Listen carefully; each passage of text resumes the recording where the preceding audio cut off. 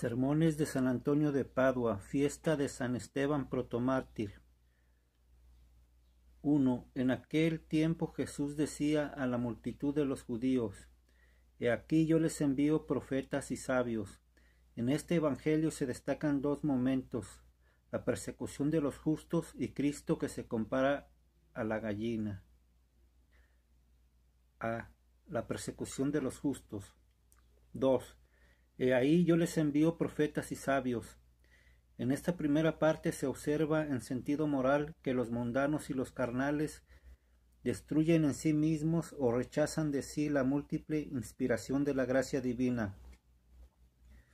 Decía a la multitud de los judíos que amaban las cosas pasajeras y sólo a ellas se dedicaban, representan a los mundanos, afectos al cuerpo, los que, como se dice en el libro de los jueces, no eran capaces de decir shibolet, que significa espiga o grano, sino que decían sibolet, que quiere decir paja. Jeremías 12:6. Van tras la paja y así llegan a ser paja que será quemada en el fuego eterno. A estos les dice el Señor: He ahí yo les envío profetas y sabios y escribas. Observa que en estas tres categorías de personas está simbolizada la triple inspiración de la gracia divina. Los profetas representan el temor del juicio y el horror del infierno, que el Señor envía al alma pecadora, para que les anuncien con anticipación al juez terrible y a la gehenna vengadora. Dice Nahum: ¿Quién podrá permanecer delante de su ira? ¿Y quién resistirá al furor de su cólera? Su ira se derrama como fuego, y delante de él se disuelven las piedras. 1:6. Y Joel: delante de él hay el fuego que devora, y después de él hay la llama que abrasa. 2:3. El Señor por boca de Jeremías habla de estos profetas: Yo les envié mis siervos los profetas, levantándome de noche, y se los envié para que les dijeran: No hagan esta cosa abominable. Pero ellos no escucharon ni prestaron oído, para que abandonaran su maldad. 44:4. Se dice que el Señor se levanta de noche para enviar a los profetas cuando Él, en su misericordia, provoca el temor del juicio y el horror de la gehenna en el alma que vive en la noche del pecado. Pero el alma desgraciada no acoge la inspiración ni presta el oído a la obediencia, para abandonar el mal y convertirse a la penitencia. Asimismo, los sabios representan aquellas divinas inspiraciones que ponen orden en los pensamientos, pesan las palabras, embellecen las obras, regulan la vida y lo disponen todo rectamente. El que camina con estos sabios se vuelve sabio. De ellos dice el eclesiástico: No desdeñes la doctrina de los sabios y aplícate a sus preceptos. Aprende de ellos la sabiduría y el discernimiento. 8:9. Preciosa es su escuela, agradable su enseñanza y dignas de alabanza sus directivas, que orientan las costumbres y destruyen los vicios. En fin, los escribas representan los sentimientos de nuestra mente, que en el libro de la memoria escriben la impureza de nuestra concepción, la insignificancia de nuestro nacimiento, la infamia de la injusticia, la miseria de nuestra peregrinación, la brevedad del tiempo y el recuerdo de la muerte. Lee en este escrito tan verdadero y estudia en este libro, en el que, como dice Ezequiel, están escritos lamentaciones, elegías y ayes. 2:9. Lamentaciones por la impureza de la concepción y la insignificancia de nuestro nacimiento. Elegías o cantos lúgubres por la infamia de la injusticia y la miseria de nuestra peregrinación, y ayes por la brevedad del tiempo y el recuerdo de la muerte. He ahí en qué modo el Señor piadoso y misericordioso les envía a los profetas para infundirles el dolor, a los sabios para orientar sus costumbres y a los escribas para recordarles la condición de su vida. 3. Vamos a ver cómo los ingratos judíos, o sea, los amantes de las cosas mundanas, correspondieron con muchas maldades a tan grandes beneficios. Dice el Señor en el Evangelio: de estos a algunos los matarán y los crucificarán, y a otros los flagelarán en sus sinagogas. Mateo 23:34. Unamos entre sí los términos: matan a los profetas, crucifican a los sabios y flagelan a los escribas. Los soberbios y los vanagloriosos matan a los profetas, los glotones y los lujuriosos crucifican a los sabios, los ávaros y los usureros flagelan a los escribas.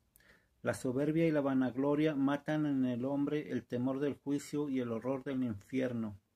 Por esto hoy Esteban dice a los judíos: oh gente de dura cerviz, he ahí la soberbia, incircuncisos de corazón y de oídos, he ahí la vanagloria, porque no quieren entender ni oír sino cosas agradables. Tanto ustedes como sus padres siempre resistieron al Espíritu Santo. ¿A cuál de los profetas no persiguieron sus padres? Ellos mataron a los que anunciaban con anticipación la venida del justo. Hechos 7:51. Pues bien, ellos los matan en sí mismos porque anuncian con antelación la llegada del juicio.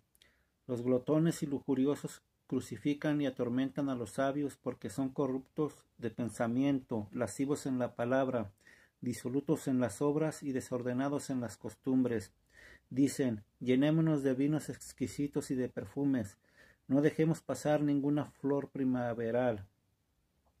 Coronémonos de rosas antes de que se marchiten y ninguna pradera escape a nuestra lujuria. Sabiduría 2:7. Los ávaros y los usureros flagelan a los escribanes en las sinagogas, o sea, en sus conciencias, donde se halla la sede y la sinagoga de Satanás. Apocalipsis 2:9-13. Estos desgraciados no prestan atención a la condición de su vida, a su nacimiento y a su muerte. Nacieron sin bolsa y sin un centavo y morirán con poca estopa y saco. Nacieron desnudos y morirán cubiertos con poco paño. ¿Y de dónde les vino todo lo que poseen? De la rapiña y de la usura. Dice Habacuc: pobre de aquel que multiplicó lo que no era suyo. ¿Hasta cuándo acumulará sobre sí tan denso fango? 2:6. Hace como el escarabajo que junta con gran cantidad de estiércol y con gran fatiga. Compone una pelota redonda. Aristóteles. Pero al final pasa un asno y pone la pata sobre el escarabajo y sobre la pelota, destruyendo en un instante el escarabajo y la pelota por la que muchos había fatigado. Así el avaro y el usurero acumulan por largo tiempo el estiércol del dinero y se fatigan por largo tiempo, pero cuando menos lo piensan, el diablo los estrangula, y así el alma va al diablo, la carne a los gusanos y el dinero a los parientes. 4. Y serán perseguidos de una ciudad a otra. Marcos 23:34. Aquellos desgraciados no se contentan con rechazar la inspiración de la gracia divina y de apagarla en sí mismos, sino que quieren rechazarla también de sus parientes, como de sus hijos y esposas, casi persiguiéndolos de una ciudad a otra. Por ejemplo, si el hijo de un usurero, sacudido por el temor del juicio y de la pena del infierno, se propone vivir honestamente y llorar sobre la miseria de su vida, y si su padre llega a saberlo, éste con todas sus fuerzas contraría en él tal gracia, y lo mismo hace con su hija, con la esposa y con toda la familia, para que recaiga sobre ustedes toda la sangre inocente, o sea, la justa venganza por la sangre derramada, desde la sangre del justo Abel, que se interpreta luto, hasta la sangre de Zacarías, que se interpreta recuerdo del Señor, hijo de Barajías, que se interpreta bendición del Señor. He ahí cuántas maldades cometieron aquellos homicidas. Matan en sí mismos y en sus parientes el luto de la penitencia y el recuerdo de la pasión del Señor, que fue dada por Dios Padre como bendición para todo el mundo. A Zacarías lo mataron entre el templo y el altar, o sea, en el atrio del templo. Dice el Apocalipsis: el atrio que está fuera del templo, déjalo aparte y no lo miras, porque fue entregado a los paganos, o sea, a los que viven como paganos. El templo es figura de la iglesia triunfante, el altar de la iglesia militante. En cambio, el atrio simboliza la vanidad mundana en la que se mata el recuerdo de la pasión del Señor. B. Cristo se compara a una gallina. 5. Jerusalén, Jerusalén, que matas a los profetas y apedreas a los que te son enviados. Con gran sentimiento de compasión Jesús llora sobre los hombres, no sobre las piedras. Jerusalén, que matas a los profetas, que anunciaron al Señor de los profetas y los apedreas.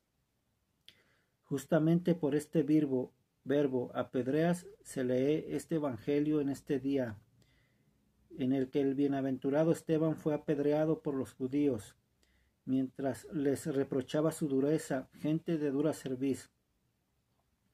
Afrontó la dureza de las piedras, pero la paciencia vence a la dureza. Lucano.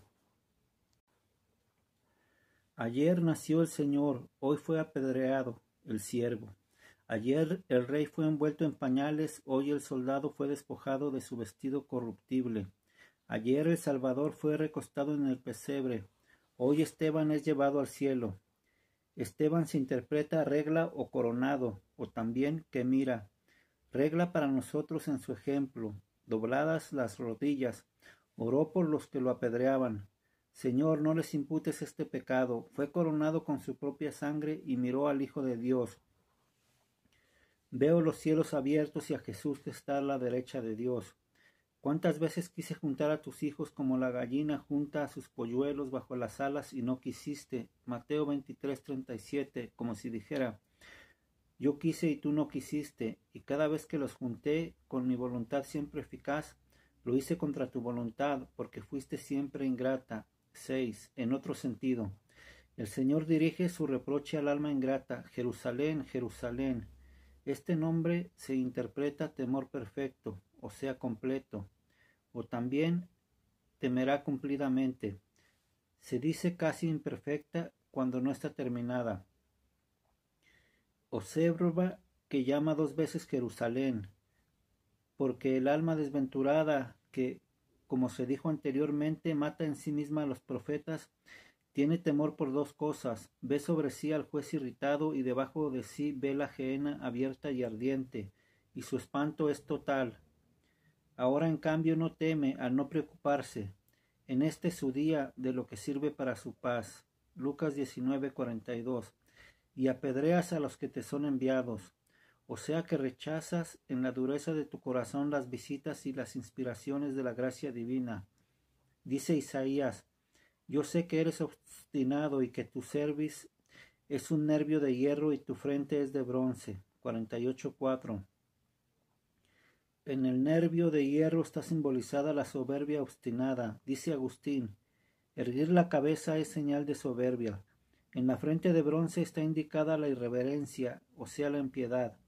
Dice Ezequiel, toda la casa de Israel es de frente impudente y de corazón endurecido. 3:7. ¿Cuántas veces quise juntar a tus hijos y no quisiste? Considera que la justificación del hombre se realiza a través de 2 acciones, la decisión personal y la inspiración divina, porque el Creador coopera con la acción de su criatura. Por eso, en la obra de nuestra justificación, el Creador requiere nuestro voluntario consentimiento, como lo señala Isaías.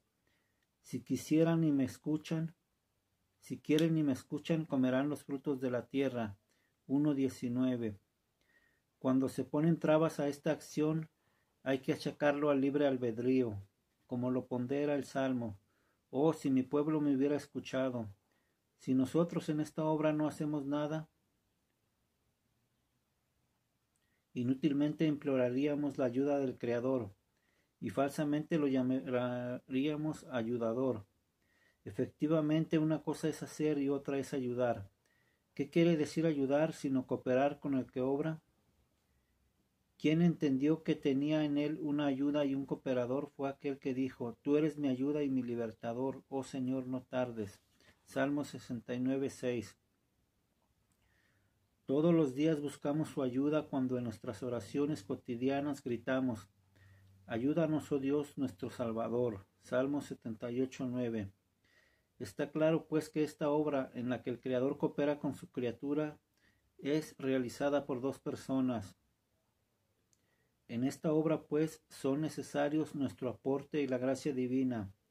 En vano uno se apoya en el libre albedrío si no se sostiene con la ayuda divina. Nuestra justificación se realiza por medio de nuestra decisión y con la inspiración divina. El querer solo cosas justas significa ser ya justo. Solo de nuestra voluntad depende el ser llamados con razón justos o injustos. Aunque en ambos casos seamos ayudados por las obras, haz pues lo que te toca a ti ofreciendo tu voluntad, y Dios hará lo que le compete infundiéndote su gracia. Hay que tener muy en cuenta que ni ángel, ni hombre, ni diablo pueden constreñir el libre albedrío, y tampoco Dios quiere hacerle violencia, pero Dios quiere amablemente recoger a tu alrededor, oh alma, a tus hijos, o sea, tus afectos y sentimientos que están dispersos en diversos intereses temporales y en los vicios, para que habites en su casa de común acuerdo. Salmo 67:7. Por esto tú debes ofrecerte a ti misma de buena gana y querer justamente eso. 7. Como la gallina junta sus polluelos bajo las alas. Observa que la gallina se enferma cuando los polluelos se enferman. Al llamarlos a comer chilla tanto hasta hacerse ronca. Los cobija bajo las alas y los defiende del milano con las plumas erizadas. Así Cristo, sabiduría del Padre, por nosotros enfermos, se hizo enfermo. Dice Isaías, lo hemos observado. Era despreciado y tenido como el último de los hombres, o sea, el más ruin, hombre de dolores y familiarizado con el sufrimiento. 53:2. El que quiere consolar a un enfermo es necesario que se revista de cariño. Se lee en el cuarto libro de los Reyes que Eliseo se encorvó sobre el niño y el cuerpo del niño retomó calor. El curvarse de Eliseo simboliza la encarnación de Cristo, de la que recibimos el calor de la fe y recuperamos la vida. Nos llamó al banquete de su doctrina y nos llamó por tan largo tiempo que su garganta se enronqueció. Salmo 68:4. Observa que el ronco no tiene voz melodiosa, sino que echa sonidos bajos y ásperos, y por esto no se lo escucha con gusto.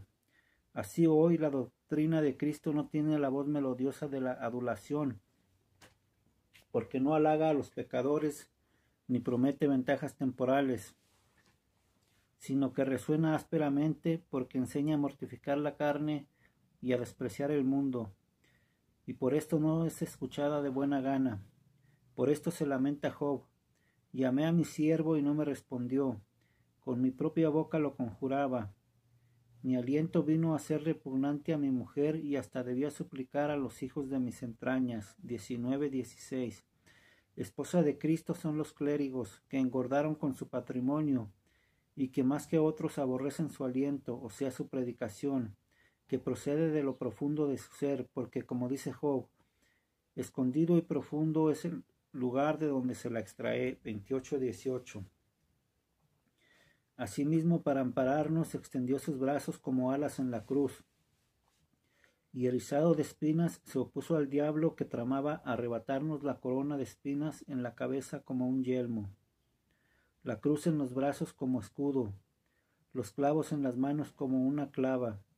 Así armado derrotó a nuestro adversario. A Cristo pues sean alabanzas y gloria por los siglos eternos. Amén, así sea. C. Sermón alegórico. 8. Harás un candelabro de oro purísimo labrado a martillo, del que se ramificarán los brazos, las copas, las esferas y los lirios. Saldrán de sus lados 6 brazos, 3 de un lado y 3 del otro. Éxodo 25:31-32. Leemos en Mateo, no se enciende una lámpara para colocarla debajo de un almud, sino sobre el candelero para que alumbre a todos los que están en la casa. En efecto, la gracia del Espíritu Santo, lámpara que arde y alumbra, Juan 5:35, fue puesta sobre el candelero, o sea, sobre el bienaventurado Esteban, como dice Zacarías. Miré y he ahí un candelero todo de oro con una lámpara encima de él. 4:2. Esta lámpara no fue colocada bajo el almud al servicio de ganancias temporales, sino que alumbraba a todos los que estaban en la casa, o sea, en la iglesia. De ahí que Lucas en la lectura de hoy dice, Esteban lleno de gracia y de poder, hacía grandes prodigios y señales entre el pueblo. Este candelabro fue de oro purísimo, que simboliza su áurea pobreza. En efecto, como dice el Génesis, el oro de la tierra de Havilá, que se interpreta parturienta e indica a la iglesia primitiva, era purísimo. Génesis 2:12. Pero ay de mí, ahora se cambió en escoria. Fue también dúctil, labrado con golpes. También el bienaventurado Esteban fue labrado y extendido con los golpes de las piedras, y sus brazos se abrieron para abrazar a los enemigos. Escribe Lucas. Apedrearon a Esteban mientras oraba y decía, Señor, no les tomes en cuenta este pecado. Concuerdan con esto las palabras del tercer libro de los Reyes. Llevaron a Nabor de Jezreel fuera de la ciudad y lo mataron lapidándolo. 21:13. Nabot no había querido que su viña, herencia de sus padres, fuese transformada en una huerta de hortalizas. Así también fue lapidado el bienaventurado Esteban. Lo arrastraron fuera de la ciudad y lo apedrearon. Hechos 7:58. Porque se oponía a los judíos que querían transformar a la iglesia primitiva en una huerta de hortalizas, imponiendo la observancia de sus ritos y tradiciones. 9. 6 brazos se ramificarán de sus lados, 3 de un lado y 3 de otro. Los 6 brazos del candelabro simbolizan las 6 virtudes que se hallaban en el bienaventurado Esteban y que fueron recordadas en la lectura de la misa de hoy. La fe. Se dice, eligieron a Esteban, hombre lleno de fe y del Espíritu Santo. Estas palabras destacan que la fe de Esteban era viva y operante, la gracia y la fortaleza. Estaba lleno de gracia y de fortaleza, la sabiduría y la audacia en la predicación. No podían resistir la sabiduría y al espíritu con que hablaba, y también gente de dura cerviz e incircuncisos de corazón. La oración por los que lo lapidaban, Señor, no les tengas en cuenta este pecado. Vivía de fe, con la gracia comunicaba, con la fortaleza resistía, con la sabiduría instruía, con la audacia del espíritu confutaba y con la oración ayudaba. En estos brazos había copas, esferas y lirios. En la cavidad de la copa está indicada la humildad del corazón, en la redondez de la esfera la preocupación por las necesidades de los hermanos, en los lirios la pureza del cuerpo. Y ahí pues el candelero de oro en la tienda del Señor, que alumbra la mesa de las ofrendas, o sea, a la iglesia y al alma fiel, o sea, al protomártir Esteban adornado de virtudes, bañado en su sangre y triunfante en los cielos. Por sus plegarias nos conduzca a los gozos eternos aquel que es el Dios bendito por los siglos. Amén, así sea. D. Sermón moral. 10. Harás un candelabro de oro purísimo labrado a martillo. En el candelabro está simbolizada el alma de los fieles. De este candelabro el Señor dice a Aarón, después de haber preparado las 7 lámparas, erigirás el candelabro en la parte meridional, para que las lámparas irradien su luz hacia el septentrión y hacia la mesa de los panes de la proposición. Las 7 lámparas simbolizan la gracia del Espíritu Santo, la fe en el Verbo encarnado, el amor al prójimo, la enseñanza de la palabra de Dios, la luz del buen ejemplo, la recta intención del alma y la constancia en los propósitos. De la gracia del Espíritu Santo, dice Job, su lámpara brillaba sobre mi cabeza, y a su luz yo caminaba también en las tinieblas. 29:3. La lámpara brilla sobre la cabeza cuando la gracia ilumina la mente, y entonces en las tinieblas del presente destierro ve claramente dónde pone el pie.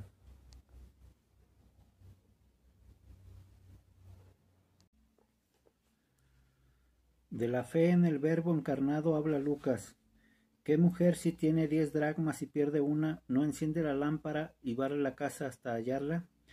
Las 9 dracmas representan los 9 coros de ángeles, y la 10ª representa a Adán y a su descendencia, que se perdió cuando fue echada del paraíso.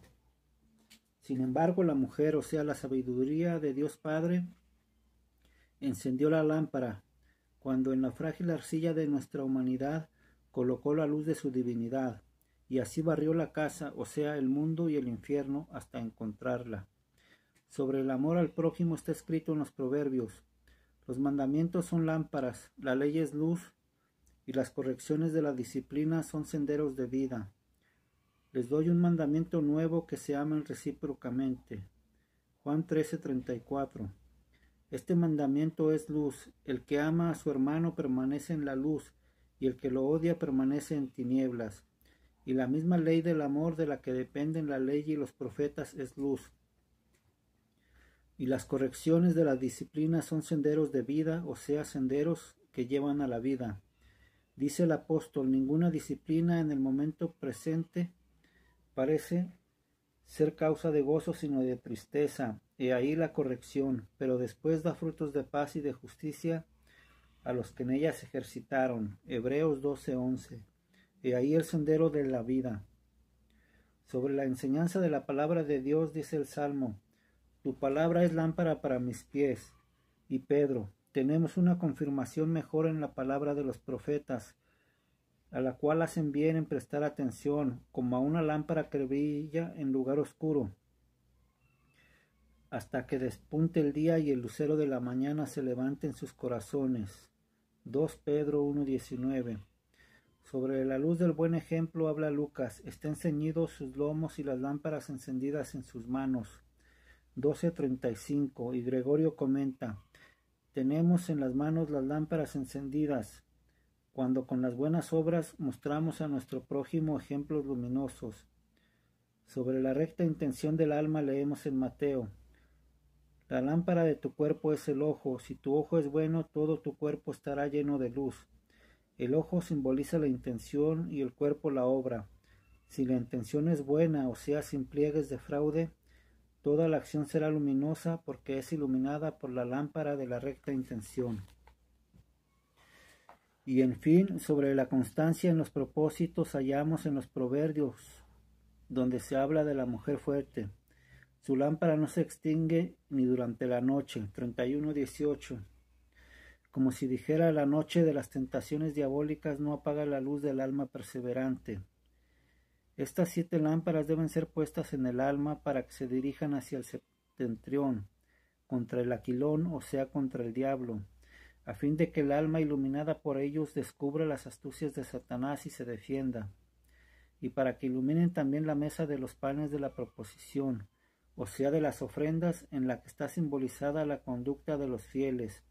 Como el alma se nutre de cosas celestiales, así esta mesa ofrece a todos en las tinieblas de la presente ceguera lo que es iluminado por dichas lámparas.